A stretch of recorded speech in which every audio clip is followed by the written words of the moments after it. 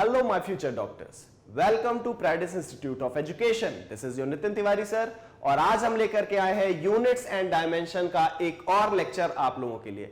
जो लोग हमसे अभी अभी जुड़े उन्हें मैं बता दूं, प्रेडिस एजुकेशन एक ऐसा प्लेटफॉर्म है जिसने आपकी नीट 2024 की प्रिपरेशन बिल्कुल फ्री ऑफ कॉस्ट आपको कराने का वादा किया है और आप देख रहे होंगे कि आपको लगातार उसके वीडियो रिसीव होते जा रहे हैं। साथ ही साथ आप सबको पता है कि प्रेडिस एजुकेशन का अपना एक ई लर्निंग प्लेटफॉर्म है जहां हम बिल्कुल मिनिमम कॉस्ट में बच्चों को ऑनलाइन एजुकेशन प्रोवाइड कराते हैं। तो अगर कोई बच्चा ऐसा है जिसे रिक्वायरमेंट है कि हाँ सर मुझे 1-on-1 पर्सनल अटेंशन की जरूरत है, टीचर से डायरेक्ट बात करना है, तो इस मिनिमम कॉस्ट पे वो ये प्रोमो कोड यूज करके इन सारी चीजों का फायदा उठा सकता है। बट आपकी जो नीट की प्रिपरेशन है वो तो हमने बिल्कुल फ्री ऑफ कॉस्ट कराने का वादा किया और जैसा कि मैं हर लेक्चर में आपको बताता हूं कि जब आप प्रेडिस एजुकेशन का ऐप प्ले स्टोर या एप्पल स्टोर से डाउनलोड करेंगे तो ये वो चीजें होंगी जो आपको वहां पे बिल्कुल फ्री ऑफ कॉस्ट मिलेंगी और आपकी नीट की तैयारी में ये आपकी मदद करेंगी। फ्री सॉल्यूशंस बहुत सारी बुक्स के अवेलेबल है, प्रैक्टिस टेस्ट आपको अवेलेबल है, वर्कशीट्स अवेलेबल है।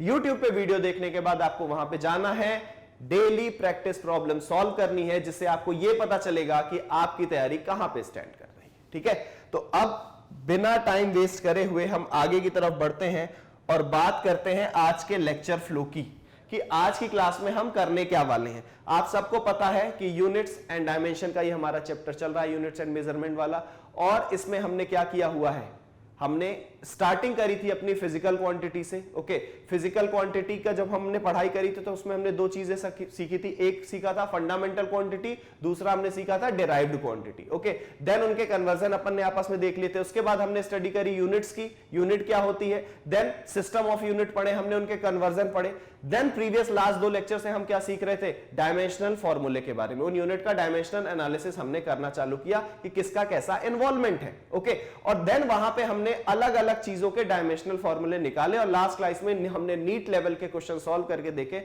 और हमें यह पता चल गया कि हां हम जो सीख रहे हैं वो बिल्कुल राइट पाथ पे। ठीक है, आज का जो हमारा लेक्चर फ्लो है वो ये कह रहा है कि अब हमें एक स्टेप फॉरवर्ड और जाना है और आज हम सीखने वाले हैं first thing application of dimensional analysis. आज का पूरा लेक्चर इसी पे बेस्ड होगा, हम एप्लीकेशन ऑफ डायमेंशनल एनालिसिस करने वाले।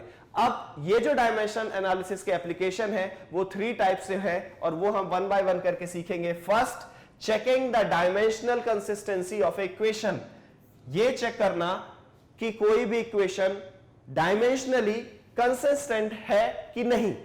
Then to convert a physical quantity from one system of unit to other system of unit।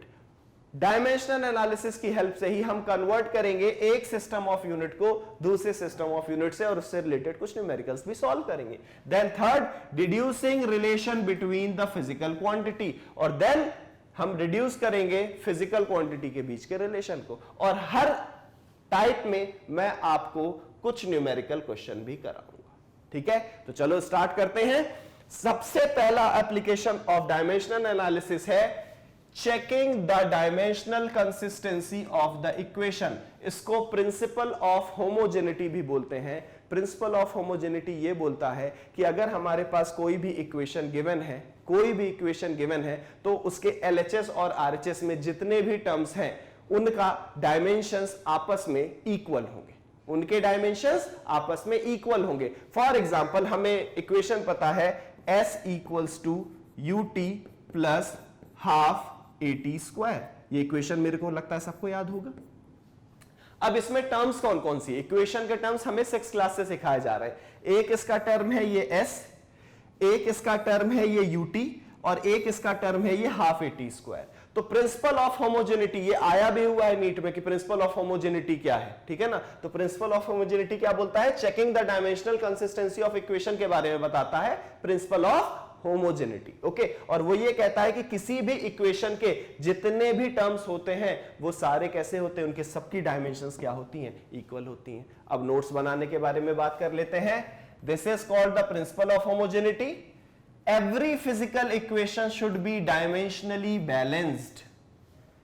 जितनी भी फिजिकल इक्वेशन होती हैं वो डायमेंशनली बैलेंस्ड होती हैं, उनके सारे टर्म्स आपस में डायमेंशनली बैलेंस्ड होते हैं। कैसे होते हैं ये अभी आगे मैं आपको करके दिखाऊंगा, अभी तो मेरी बातों को आप सुनते जाइए।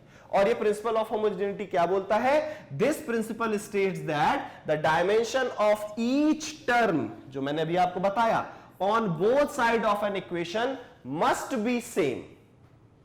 मस्ट बी सेम, डायमेंशंस क्या होना चाहिए? सेम होना चाहिए। On this basis we can judge whether a given equation is correct or not. इसके आधार पर हम ये जज करते हैं कि जो गिवन इक्वेशन है वो डायमेंशनली करेक्ट है कि नहीं। अब इसमें यहां पे एक प्रॉब्लम आती है, वो मैं आपको बता दूं, हमेशा याद रखना। कोई भी हमें फिजिकल इक्वेशन गिवन है, हम उसे चेक कर सकते हैं कि ये डायमेंशनली करेक्ट है कि नहीं। बट बेटा, सारी डायमेंशनली करेक्ट इक्वेशन, सारी dimensionally correct equation physically correct हो या ना हो ऐसा जरूरी नहीं है। समटाइम्स हमें कुछ ऐसी डायमेंशनली करेक्ट इक्वेशन मिलेंगी जो डायमेंशनली तो करेक्ट होंगी बट फिजिकली वो करेक्ट नहीं होंगी। वो अभी मैं आके फर्दर आपसे बात करूंगा उसके बारे में, ठीक है। अब अपन क्या करते हैं, इसी को करके देखते हैं। ये हमारी एक इक्वेशन है s equals to UT plus half AT square. इसका अगर आगे स्लाइड में मैंने क्वेश्चन भी डाल रखा हुआ है। अब ये s क्या है? s is our displacement. Displacement is length, इसका डायमेंशन क्या होता है? लेंथ होता है। और प्रिंसिपल ऑफ होमोजेनिटी क्या बोलता है?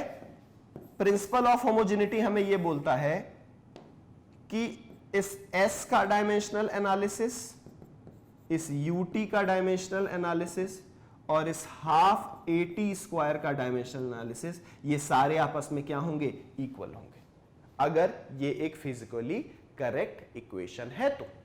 ठीक है, चेक करके देख लेते हैं sir. This is our s is our displacement. Displacement क्या है? It is simply a length l। ut क्या है हमारा?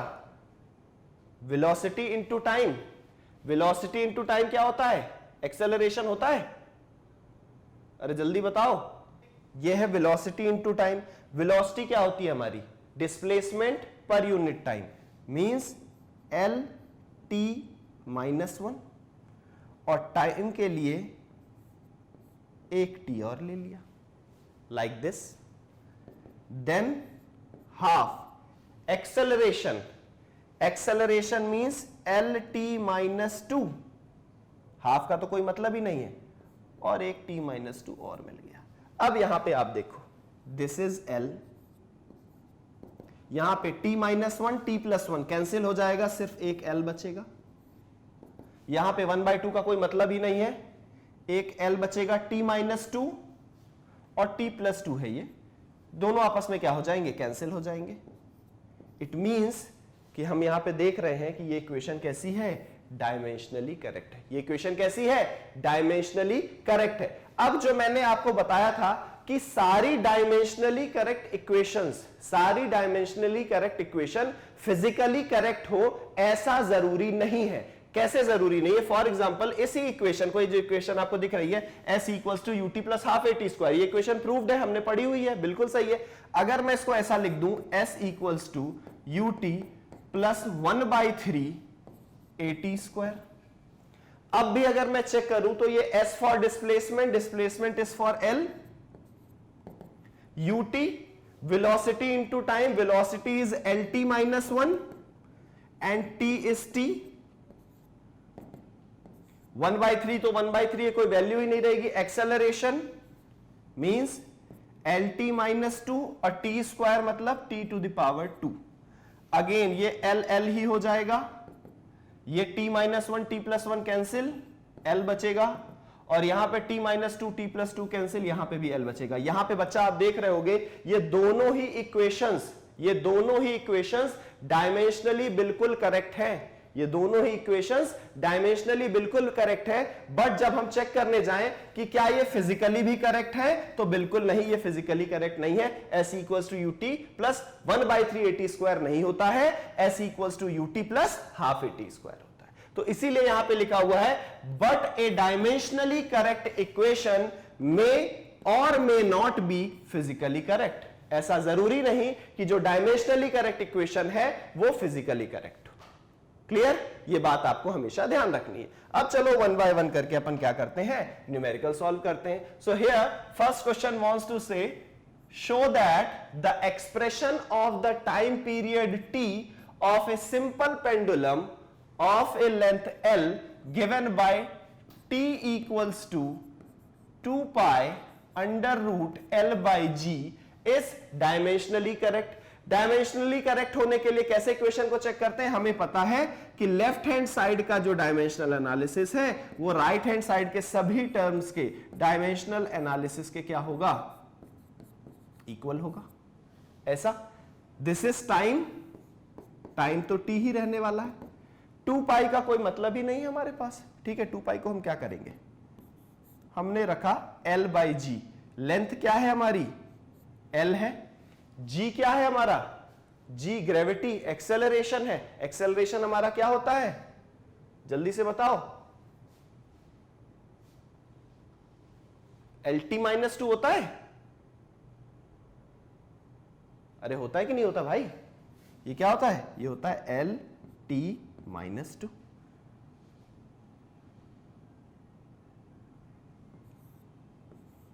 ये ऊपर जाएगा, L से L कैंसिल हो जाएगा, इस L से ये L कैंसिल हो गया, ये T, ये हमारा बना under root T square, T square से क्या T बाहर आ जाएगा, और आपको देखने को मिल रहा है कि we can say that this equation is dimensionally correct equation. तो आप बोल सकते हो कि ये इक्वेशन कैसी है, डायमेंशनली करेक्ट है। एक और प्रॉब्लम करके देखते हैं। Question wants to say check the correct times of the relation v s equals to ut plus half at square where u is initial velocity, a is acceleration, t is time and s is the displacement। ये अभी अपन कर चुके हैं, दोबारा से करते हैं। जो लोग पहले कर चुके हैं वीडियो को पॉज करो, दोबारा करके देखो। s equals to ut plus half at square। अब s क्या है हमारा, डिस्प्लेसमेंट, वो तो लेंथ ही होगा। ये क्या है हमारा, velocity into time, okay, velocity into time, velocity होता है lt minus 1 time is t plus half acceleration lt minus 2 t to the power 2। और ये आपस में कैसे होंगे, इक्वल होंगे, प्रिंसिपल ऑफ होमोजेनिटी ऐसा बोलता है। ये L, ये t माइनस 1 t कैंसिल, ये भी L, और ये 1/2 तो रह ही नहीं जाएगा, t माइनस 2 और t प्लस 2 कैंसिल, ये भी L। So by this we can say that this equation is also a dimensionally correct equation। ठीक है, ये इक्वेशन भी कैसी है, डायमेंशनली करेक्ट। आगे देखते हैं भाई। नेक्स्ट क्वेश्चन वांट्स टू से right the dimensions of A and B in the relation I dash equals to B minus x square by AT,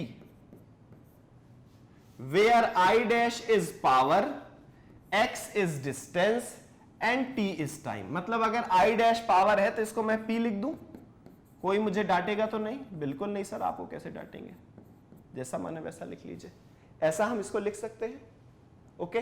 then ये इधर मल्टीप्लाई में हम इसको ऐसा लिख सकते हैं, PAT equals to B minus X square. अब ये एक इक्वेशन है, और ये इक्वेशन प्रिंसिपल ऑफ होमोजेनिटी से डायमेंशनली करेक्ट है कि नहीं, ये हमको चेक करना है। तो हम ऐसा मान लेते हैं कि डायमेंशनली करेक्ट है, और अगर ये डायमेंशनली करेक्ट है then PAT, dimensions of PAT is equals to dimensions of B is equals to dimensions of x square। अब दोबारा क्वेश्चन पे ध्यान देते हैं कि क्वेश्चन ने एक्चुअल में हमसे बोला क्या है। क्वेश्चन ने बोला है कि A के और B के आप क्या कैलकुलेट करके दिखाइए, हमें डायमेंशन कैलकुलेट करके दिखाइए। तो A और B के डायमेंशन हमें कैसे पता चलेंगे, एक बार हम क्या ले लेते हैं, B ले लेते हैं और x स्क्वायर को ले लेते हैं, ठीक है। अब B के डायमेंशन कैसे मिल जाएंगे हमें, x स्क्वायर क्या है, यहां पे लिखा हुआ है x इज ए डिस्टेंस, और डिस्टेंस का स्क्वायर मतलब L का स्क्वायर। तो यहां से हमें क्या मिल गया, B के डायमेंशन मिल गए। देन नेक्स्ट केस में हम क्या करते हैं, हम ऐसा लिख देते हैं PAT is equals to B, dimension of PAT is equals to dimension of B. अब हमें अगेन ए का निकालना है, हमें किसका निकालना है, ए का निकालना है। तो हम यहां पे क्या लिख देते हैं, ए इक्वल्स टू बी अपॉन ये जो 80 है इसको इधर भेज दिया, चेक कर लीजिए, कोई दिक्कत परेशानी लगे तो बताइए। अब ये b है, b क्या है हमारा एल स्क्वायर अपॉन ये क्या है हमारा, सॉरी a लिख दिया, p लिखना था, ये क्या है हमारा पावर। आपको सबको पता है पावर का क्या होता है, ml2t माइनस 3, याद है भाई, पूरा बताया हुआ है। ml2t minus 3 is the dimensional analysis of power, और टाइम के लिए क्या रहेगा, t रहेगा। अब ये सारी वैल्यूज ऊपर जाएंगी, ये l प्लस 2 है, ऊपर जाके माइनस 2 होगा, तो ये एल स्क्वायर और ये एल स्क्वायर वैसे होता नहीं, ऐसे मैं कैंसिल कर दे रहा हूं। ये m की वैल्यू -1 हो जाएगी, t माइनस 3 ऊपर जाके ये t माइनस 3 है और ये t प्लस 3 है, तो क्या बन जाएगा t माइनस 2, तो L0 और t प्लस 2। क्यों प्लस 2 होगा बेटा, -3 प्लस 1 विल बिकम -2, -2 पर जाएगा तो +2 हो जाएगा। Okay, so the dimensions are m-1 L0 t to the power 2। तो ये हो गए डायमेंशंस। तो हमने प्रिंसिपल ऑफ होमोजेनिटी की हेल्प से यहां पे आपने देखा कि ए के और बी के दोनों के रिलेशन अपन ने निकाले और इन दोनों का डायमेंशंस अपन ने करके दिखाया। तो इस टाइप का भी अगर कोई न्यूमेरिकल आएगा तो बच्चों आप लोग इजीली क्या कर सकते हो, सॉल्व कर सकते हो। Okay,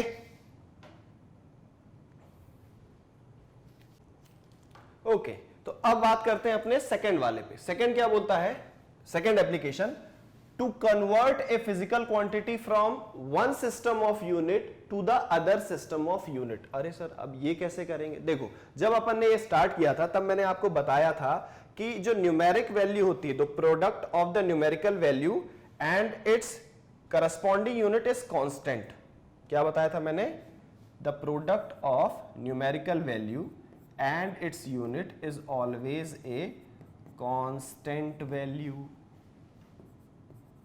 always a constant value क्या होगी, हमेशा किसी भी न्यूमेरिक वैल्यू और कोई भी यूनिट, उनका जो प्रोडक्ट होगा वो हमेशा क्या होगा, एक कांस्टेंट वैल्यू होगा।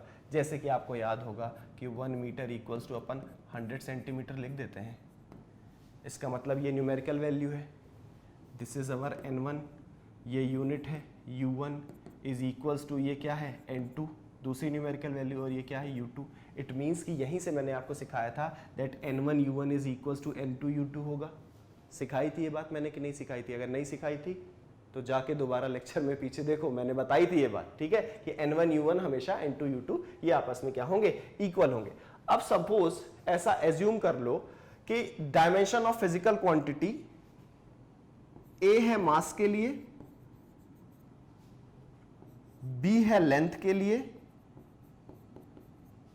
और c है टाइम के लिए। c किसके लिए है, टाइम के लिए। और लेट अस एज्यूम कि एक यूनिट में जो मास है वो m1 है, जो लेंथ है वो l1 है और जो टाइम है वो t1 है, और दूसरी यूनिट में जो मास है वो m2 में है, जो लेंथ है वो l2 में है और जो टाइम है वो t2 में है। तो ऐसे में इस फॉर्मूले की हेल्प से हम लिख सकते हैं n1 u1, u1 मतलब m1 L1 और T1, और M1 to the power A, L1 to the power B and T1 to the power C।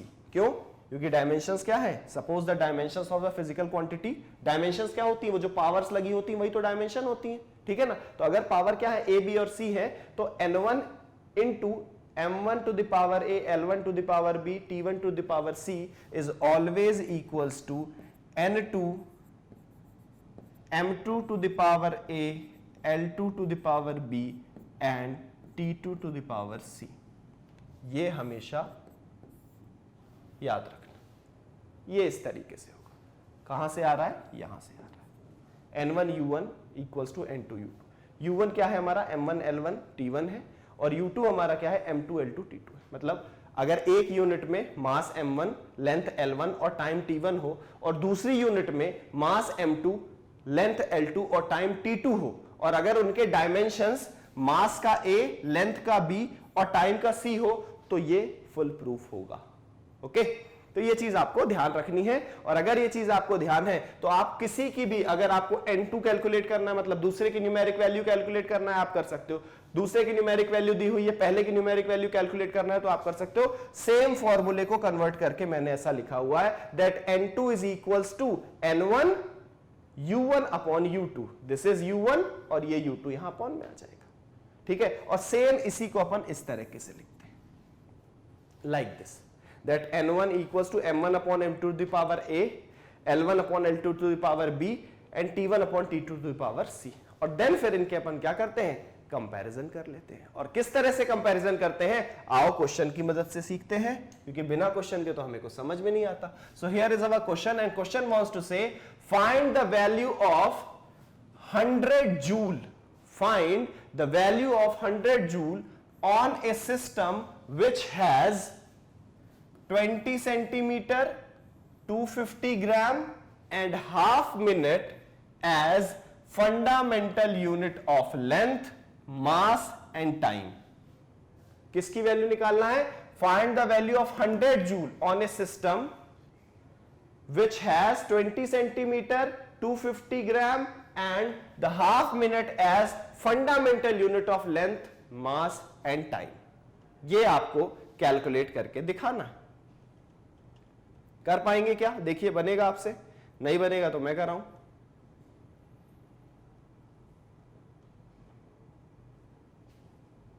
Okay, formula हमें पता है that n1 u1 is equals to n2 u2 होगा। Sir अभी first time है तो मैं पूरा लिख रहा हूं, उसके बाद फिर आप लोग अपने हिसाब से करते रहना।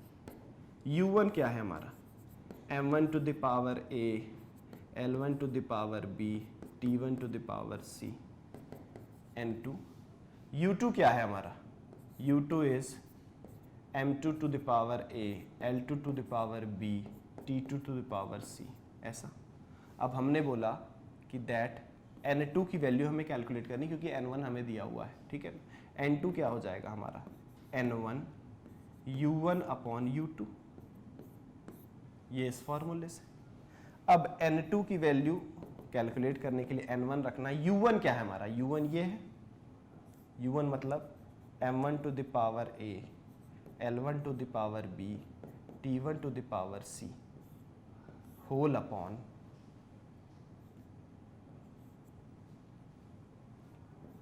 m2 to the power a, l2 to the power b and t2 to the power c, like this.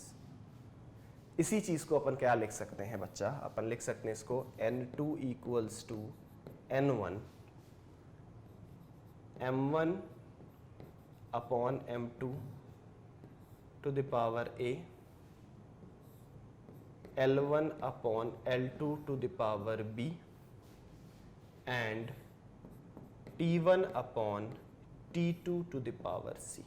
ऐसा लिख सकते हैं। वर्क का डायमेंशनल फॉर्मूला क्या है, ml2t माइनस 2 है। क्या फॉर्मूला है, ml2t माइनस 2 है। इट मींस कि यहां पे इस वैल्यू को हम लिख सकते हैं, हम क्या लिख सकते हैं, इसको हम लिख सकते हैं n1 m1 की वैल्यू कितनी है भाई, मास हमारा कितना है 1 kg, 1 kg को ग्राम में लिख दिया 1000 ग्राम अपॉन 250 ग्राम m2 दिया हुआ है, हमें कितना दिया हुआ है 250 ग्राम, ये दिया हुआ है 250 ग्राम।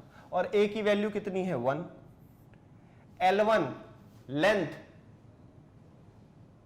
1 मीटर में 100 सेंटीमीटर होंगे और ये दिया हुआ है 20 सेंटीमीटर, पावर b कितनी है 2, t1 टाइम कितना होगा 1 सेकेंड, हमें दिया हुआ है हाफ मिनट मींस 30 सेकेंड और इसकी पावर क्या होगी -2। ओके, अब इसको अगर हम सॉल्व करें तो n1 की वैल्यू पुट कर देते हैं, n1 दिया हुआ है 100 जूल, 100 यहां से 0 कैंसिल, 1 जा 4 जा 0 कैंसिल, 5 जा। ओके, अब ये हो जाएगा इंटू 4 इंटू 5, 5 जा 25 और ये 30, ये पावर -2 में है तो ऊपर चला जाएगा 30 इंटू 30 मिल जाएगा ऐसे। अब इसको मैं सॉल्व कर रहा हूं यहां पे लाके, आप लोग देखना, ये बॉक्स बना दे रहा हूं, यहां पे इसके मल्टीप्लीकेशन कर रहा हूं। ये हो जाएगा 100 इंटू 25 4 भी 100 और 30 इंटू 30 विल बिकम 900। ओके, तो कितने जीरोस हैं? 1 2 3 4 5 6। तो इसको अपन लिख सकते हैं ऐसे 9 into 10⁻⁶ new units, like this. ये ऐसा हो जाएगा हमारा सॉल्यूशन। ओके ओके, तो दो एप्लीकेशन हमारे हो गए डायमेंशन एनालिसिस के, और ये हमारा तीसरा और आखिरी, ये आपके लिए एक होमवर्क है, इसको आप लोग को सॉल्व करना है, और देन सॉल्व करके आपको क्या करना है, कमेंट बॉक्स में आंसर करना है कि क्या इसका आंसर होगा। ठीक है, अब अपन आ जाते हैं जो अपना तीसरा एनालिसिस है, deducing relation between the physical quantities. Physical quantities के बीच के रिलेशंस की हेल्प से अपन क्या करते हैं, समटाइम्स फॉर्मूले भी बना लेते हैं। किसके?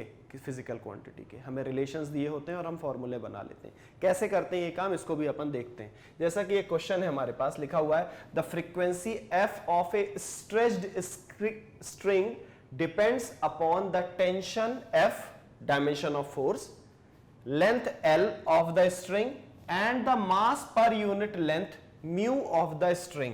Derive the formula for the frequency. Please read the question very carefully and then try to solve. Question को हमेशा, कभी भी कोई क्वेश्चन आए किसी भी सब्जेक्ट का होगा, उसको बिल्कुल आराम से केयरफुली आपको रीड करना है और इजीली देन फिर आप उसको सॉल्व कर पाओगे। अगेन क्वेश्चन को रीड करो, क्या बोल रहा है question? The frequency of A stressed string depends upon the tension F, length L of the string and the mass per unit length mu। कहने का मतलब उसका ये है कि जो फ्रीक्वेंसी है वो इन सब पे डिपेंड कर रही है। इट मींस कि वो इन सब के प्रोपोर्शनल है। किसके किसके प्रोपोर्शनल है? फोर्स के प्रोपोर्शनल है, और किसके प्रोपोर्शनल है? लेंथ के प्रोपोर्शनल है, और किसके प्रोपोर्शनल है? म्यू के प्रोपोर्शनल है। The frequency F of a stressed string depends upon the tension F, length L of the string and the mass per unit length mu of the string.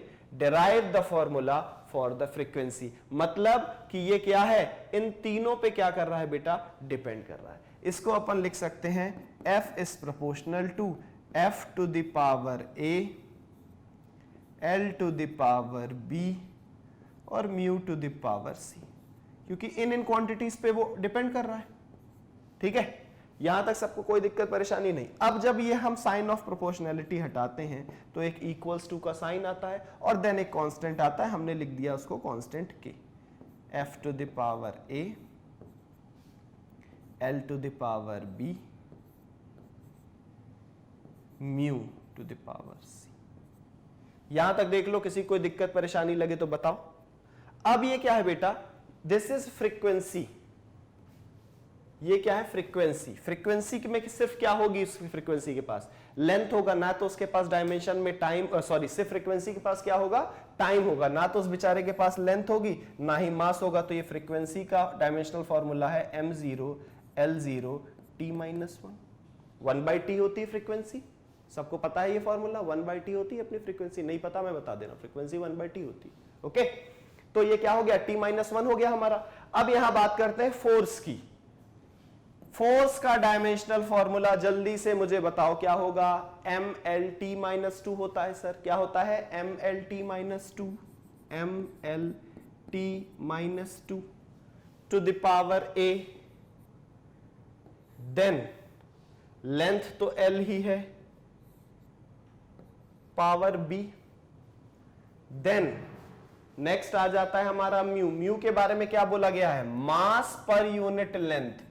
मास पर unit length means m l-1, m l-1 to the power c। ये क्या हो जाता है? जादू। ऐसे, ठीक है। अब इनको दोबारा से अपन रीअरेंज करके लिख लेते हैं m0 l0 t-1। ये a का अंदर पूरे में मल्टीप्लाई एक्सपोनेंट का कर देते हैं, m to the power a, l to the power a, t to the power -2a।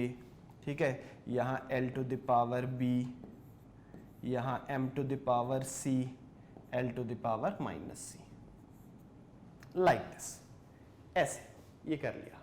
ठीक है, अब mm वालों को एक साथ, ll वालों को एक साथ और dt वालों को एक साथ भी अपन लिख सकते हैं। इसमें अपन लिख सकते हैं m a प्लस c, क्योंकि एक m है और एक c है, देन l में क्या है, a है प्लस b है और माइनस c है। t के पास क्या है, t के पास सिर्फ माइनस 2a। ऐसा लिख सकते हैं हम, बिल्कुल। हाँ ना बोल दो जल्दी से कि हाँ सर, लिख सकते हो आप ऐसा। एक्सपोनेंट्स ऐड हो रहे हैं, सिंपल सा मैथ्स का रूल है, कोई रॉकेट साइंस नहीं लगा रहा हूं, सिंपल सा मैथ्स का रूल है, देख लो। तुम लोग बोलोगे हो सकते हैं तभी लिखेंगे, अदरवाइज नहीं लिखेंगे। ठीक है, अब इनके कंपैरिजन कर लेते हैं। m to the power 0 is equals to m to the power a plus c। L to the, अलग अलग डायमेंशन, मतलब मास को मास वाले से कंपेयर कर लिया, लेंथ को लेंथ से कंपेयर कर लिया और टाइम को टाइम से कंपेयर कर लिया। ठीक है, L0 is equals to L to the power a plus b minus c। t to the power minus 1 is equals to t to the power minus 2a। ऐसे अब देखो इनको अलग अलग हम क्या लिख सकते हैं बेटा, यहां पे लिख रहा हूं। यहां पे हम लिख सकते हैं a plus b plus a plus b minus c equals to, यहां m टू द पावर क्या है, 0। ऐसे मैथ्स के रूल हैं ये, सिंपल से। Minus 2a equals to minus 1, a plus b minus c, ये तो लेंथ के लिए अपन लिख ही चुके हैं, a प्लस बी माइनस सी। ये यहां पे लिख लेते हैं m के लिए, a plus C equals to 0। सही लिखा है ना, चेक कर लो। a plus B minus C, a plus B minus C equals to 0, a plus C equals to 0, very good. Minus 2a equals to 1। ठीक है, ये अपन ने अपनी 3 इक्वेशंस बना ली। अब इन 3 इक्वेशन को 1 बाय 1 सॉल्व करेंगे। सबसे पहले इस वाली को सॉल्व करता हूं, तो ये a इक्वल्स टू हो जाएगा माइनस 1 बाय माइनस 2, कैंसिल हो जाएगा, a की वैल्यू मिल जाएगी सबसे पहले 1 बाय 2 हमें। ठीक है, इस a की वैल्यू को हम यहां पे पुट कर देंगे तो हमें c की वैल्यू भी मिल जाएगी। कैसे मिल जाएगी, a plus C equals to 0 है, a की वैल्यू है 1 by 2 plus c equals to 0, तो c की वैल्यू यहां से क्या आ जाएगी, माइनस 1 बाई 2। चेक कर लो, c की वैल्यू यहां से क्या आ जाएगी, c की वैल्यू यहां से आ जाएगी माइनस 1 बाई 2। ठीक है, अब इस a की वैल्यू है प्लस 1 बाई 2, c की वैल्यू है माइनस 1 बाई 2। दोनों को आप क्या कर दोगे, यहां पे पुट कर दोगे, तो मैं डायरेक्ट लिख देता हूं, तुम लोग खुद से कैलकुलेट करके देख लेना। c की वैल्यू आपको कितनी मिल जाएगी, c की वैल्यू c की वैल्यू कह रहा हूं, b की वैल्यू आपको कितनी मिल जाएगी, b की वैल्यू बच्चों आपको मिल जाएगी माइनस 1। b की वैल्यू मिलेगी आपको माइनस 1। सॉल्व करके देख लेना, a की वैल्यू और b की वैल्यू को यहां पुट करोगे तो c की वैल्यू क्या मिल जाएगी आपको, माइनस 1 मिल जाएगी। अब इसके बाद मुझे क्या करना पड़ेगा, स्पेस चाहिए, मैं इसको रब कर रहा हूं थोड़ा सा, या फिर मैं यहां पे यूज कर लेता हूं ये स्पेस, एक बार में ही पूरा क्वेश्चन हो, क्यों अपन गड़बड़ करें। ठीक है, अब f is proportional to f to the power a, L2 to the power b और mu to the power c। ये f equals to k, f to the power a, L to the power b और mu to the power c था, और ये a b c की तीनों values अब हमें मिल चुकी हैं, तो हम यहां से लिख देंगे f equals to k, f to the power a, f to the power a का मतलब a की वैल्यू कितनी है बेटा, 1 बाई 2, ये वैल्यू है बच्चा 1 by 2, L to the power b means b to the power minus 1, b to the power minus 1, mu to the power c, c की वैल्यू कितनी है, माइनस 1 बाई 2। तो ये l, अरे l लिखो ना सर, b क्यों लिखते हो, सर का भी दिमाग पता नहीं कहां रहता है। l to the power b है ना, तो b की वैल्यू कितनी आई है, माइनस 1 लिखो। Then mu to the power c है, तो c की वैल्यू कितनी है, माइनस 1 बाई 2। ऐसा है, इस फॉर्मूले को अपन लिख सकते हैं, ये l to the power minus 1 है, मतलब l कहां चला जाएगा, नीचे चला जाएगा। f equals to k by l, और ये f to the power 1 by 2 है, और ये f mu to the power minus 1 by 2 है, तो f to the power 1 by 2 का मतलब रूट f, और mu to the power minus 1 by 2 का मतलब म्यू टू द पावर -1/2 का मतलब अपॉन में म्यू, तो इसको अपन लिख सकते हैं क्या, f अपॉन म्यू। ओके, और एक्सपेरिमेंटली हमें पता है कि ये k की जो वैल्यू होती है बेटा वो होती है 1/2। ठीक है, तो यहां लिखेंगे experimentally we know that the value of k is 1, तो यहां से हमें फॉर्मूला मिल जाएगा f equals to 1/2l under root f by mu. This is our final solution, f equals to 1/2l under root f by mu. Okay, ये हमारा इस तरह से सॉल्यूशन करोगे, मतलब हर तरह का एप्लीकेशन का मैंने आपको बता दिया ये कैसे सॉल्व करना है। अब जो हमारा नेक्स्ट वाला लेक्चर होगा उसमें इसी एप्लीकेशन से रिलेटेड बहुत सारे न्यूमेरिकल मैं आपको छोड़ जाऊंगा, कुछ मैं सॉल्व कर दूंगा और कुछ मैं डाल दूंगा आपके सॉल्व करने के लिए। Okay guys, so this is done for today, rest we will discuss in next session. और इन क्वेश्चन को सॉल्व करना, किसी को कहीं पे भी डाउट आता है तो स्लाइड में जो फर्स्ट वाली स्लाइड थी उसमें वहां पे नंबर डला हुआ है, इनकेस अगर आपको व्हाट्सएप के थ्रू कुछ पूछना है तो आप वहां पूछ सकते हो, कमेंट बॉक्स में जाके आपको वहां कुछ पूछना है तो आप वहां पे भी पूछ सकते हैं। ओके बच्चा, दोबारा से बता दें, दिस इज प्रेडिस एजुकेशन और हमने आपके नीट 2024 की प्रिपरेशन कराने की जिम्मेदारी ली है और आपको भी बहुत मन लगा के उसकी तैयारी करते रहना। Thank you.